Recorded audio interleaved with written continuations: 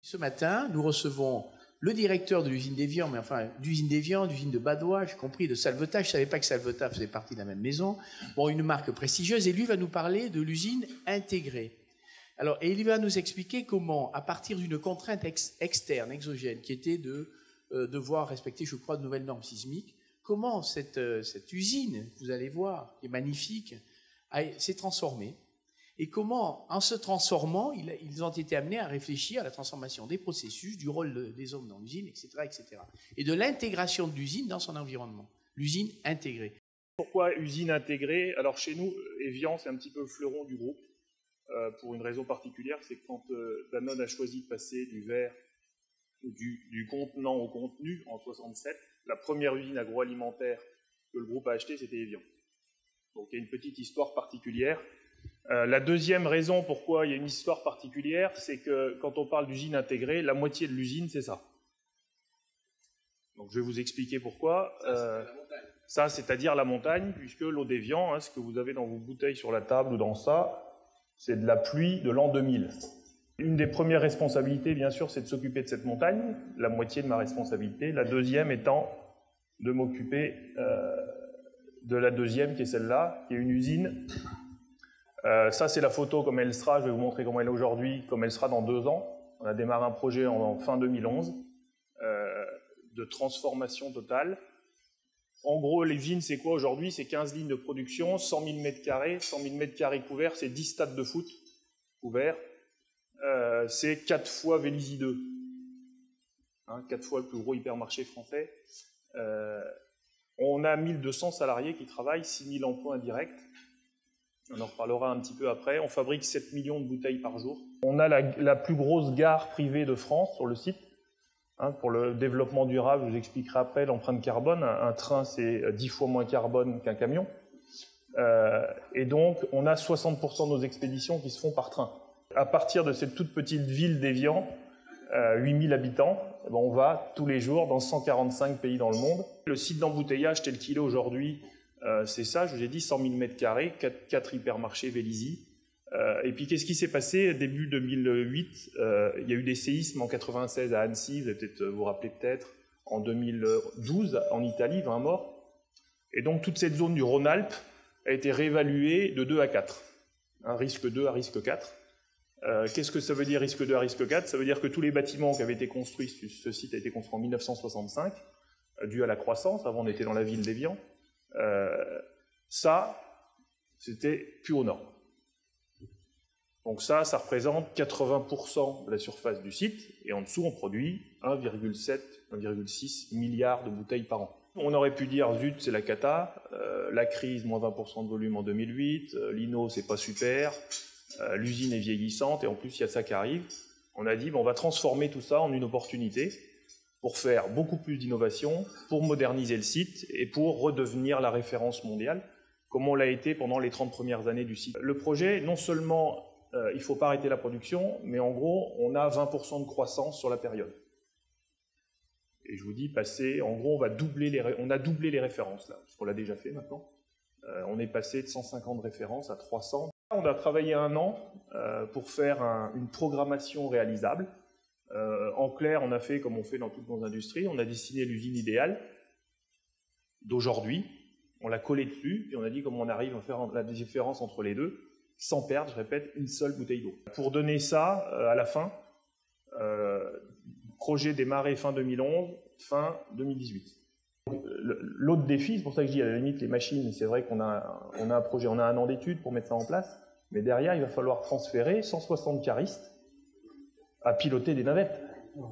Ou à piloter des navettes, il y en aura moins, ou aller conduire des nouvelles machines, ou faire autre chose. Dans l'usine. Okay. Donc sur 1200 personnes, 60% de la population est concernée par un changement de poste dans les 4 ans. La partie intégrante, je l'ai expliqué au début, nous, la moitié de l'usine, c'est la montagne. Donc déjà, on pense, en revanche, comme ça nous a forcé à mettre en place des choses, on se rend compte que ce qu'on met en place, ça donne des résultats qu'on va appliquer même aux endroits où dans les usines, il n'y a pas cette connexion avec la nature. Première responsabilité, donc nous on est vraiment connectés à ça, on n'arrête jamais la source et on ne tire jamais dessus. Et c'est le même débit depuis 150 ans où on sait le mesurer. Exactement le même débit au litre-heure près. En haut, il y a 6000 personnes qui vivent dans des villages, et 50 agriculteurs. Donc un des premiers rôles dont toutes les familles ont bossé à l'usine depuis 3 générations en plus. Donc eux, ils ont une responsabilité d'un côté de la préserver, cette source, parce que quelque part, ils ont aussi leur famille qui travaille en bas. Et puis en même temps, ils ont aussi envie de continuer à faire de l'agriculture en haut, sur le plateau. On a créé il y a 20 ans avec Franck Gribou une association de protection de l'impluvium de l'eau minérale d'Évian, APIME.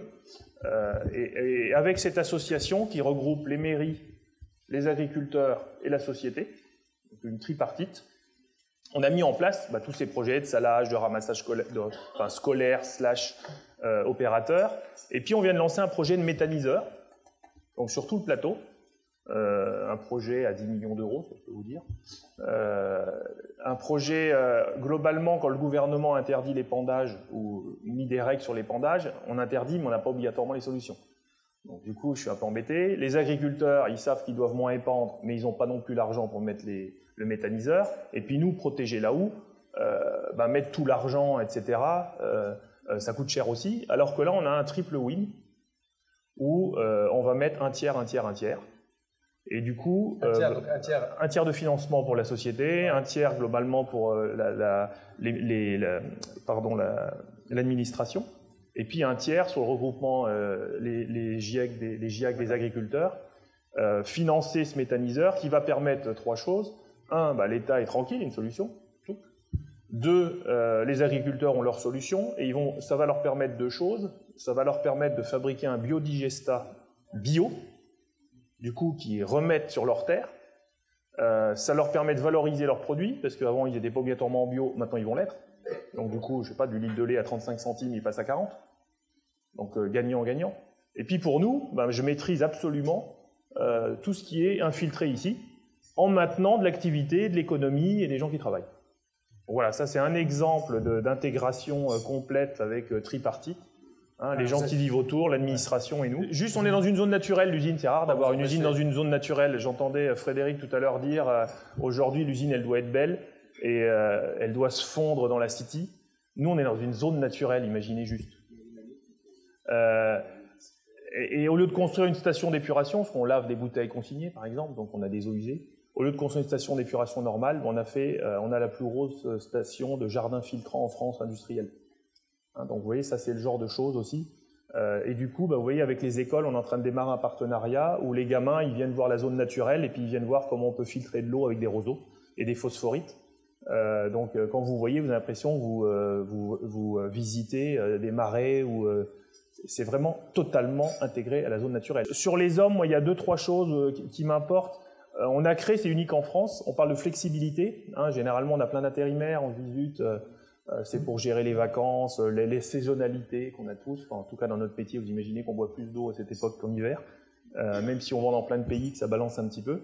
On a créé des CDII, des CDI intermittents. Pourquoi ? Je vous explique, vous allez voir, ça a du sens dans notre région. Nous, on a la moitié de la saison, c'est l'hiver. Et la moitié de la saison, ils ont besoin de remontées mécaniques, de professeurs de ski, de gens qui sont perchman et de gens dans l'hôtellerie. Le problème, c'est que ces gens-là, comme ils n'ont pas assez de boulot le reste de mois, ils s'en vont, et donc ils perdent les compétences dans les stations de ski. Parce que du coup, ça bouge, etc. De l'autre côté, moi, ça tombait bien, le pendant de l'hiver, c'est l'été, et c'est juste quand j'ai besoin de produire. Donc on a fait des contrats CDI, en réalité, 6 mois chez moi, 6 mois station de ski. Et à l'usine, j'ai 30 profs de ski. J'ai 30 profs de ski qui bossent 6 mois l'hiver en station, et 6 mois en été à l'usine. Donc du coup, vous voyez, on a un truc sur l'écosystème qui permet de maintenir des compétences, d'assurer la continuité aux gens parce qu'ils n'ont pas que 6 mois de boulot dans l'année. C'est pareil, c'était une contrainte. Saisonnalité, on dit, ouh là là, 40% de saisonnalité, je vais avoir 300 intérimaires en été, comment on va gérer ? Une fois de plus, on transforme cette contrainte-là en s'intégrant, et s'il n'y avait pas eu l'écosystème, on ne va pas pousser à l'extérieur, on ne va pas chercher la solution. On reste centré sur notre système à nous. Les machines d'aujourd'hui consomment 30% d'énergie de moins que celles d'avant. 30% d'énergie en moins que celle d'avant. Hein, pour nous, l'empreinte carbone, c'est super important. On a baissé de 40% l'empreinte carbone entre 2008 et aujourd'hui. 40% de moins. Et ça, c'est grâce à tout ça.